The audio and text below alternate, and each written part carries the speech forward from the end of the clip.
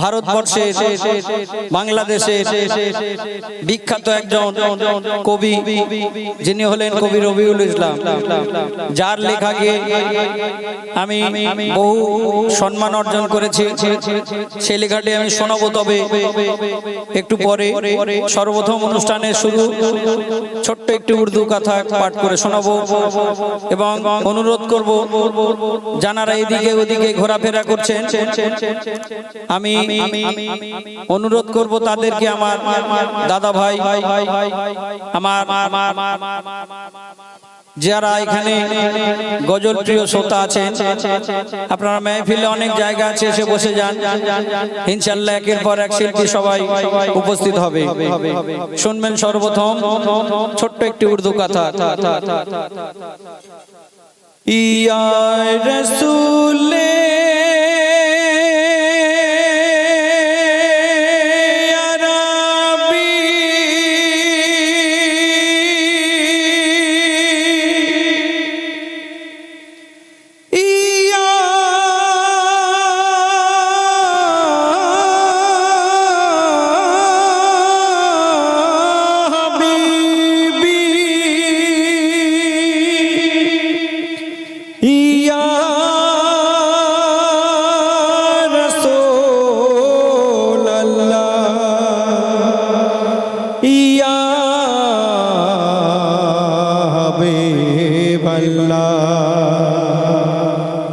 कुर्बान मेरे जान मोहम्मद के नाम पर मरता है मुसलमान,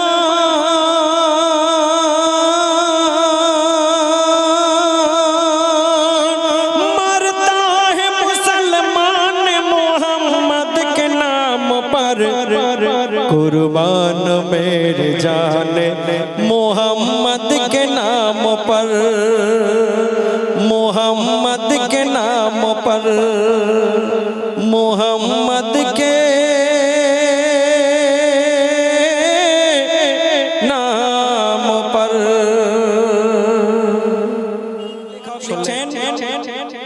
ওগো আমি এক আল্লাহ পাক, সবার ডাক শুনতে পাই। যারা আমায় মানে আবার মানে না, তবু সবাইকে আমি রিজিক পাঠাই। দেখবেন আমাদের মধ্যে অনেক ছেলে আছে, ছোটবেলায় দেখবেন যদি একটু একদিন স্কুলে না যায়, মা বলে আজকে বাড়ি আয়, তুই তোর খাওয়া দেবো না। বাপ বলে মারো ওকে, মারো, ওই স্কুলে যায়নি, ও কথা শোনে না, কত শাস্তি দেয়। কিন্তু আমরা আল্লাহর অনেক নাফরমানি করি। আল্লাহ যদি চাইতো, একবার যদি মনে করতো যে ওর রুজিতে টান ফেলে দাও, ওর খাওয়া দেও না, না, যে আমার আল্লাহকে ডাকে তারও খাওয়া হয়, যে আল্লাহকে মানে না তাকেও আল্লাহ খাওয়া দেয়। তাই বলছে ওগো আমি এক আল্লাহ পাক, সবার ডাক শুনতে পাই। যারা আমায় মানে আবার মানে না, তবু আমি সবাইকে রিজিক পাঠাই।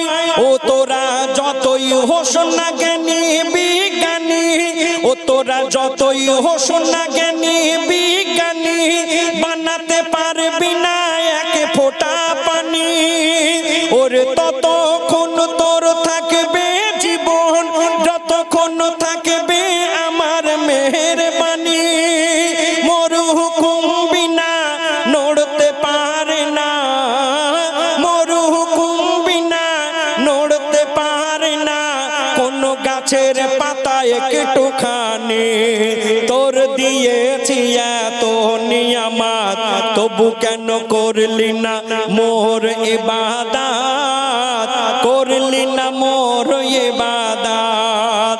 ওরে তানবীর কালাম গুনে গুনে সব হিসাব নেবে, ওরে তানবীর কালাম গুনে গুনে তোর হিসাব নেবে।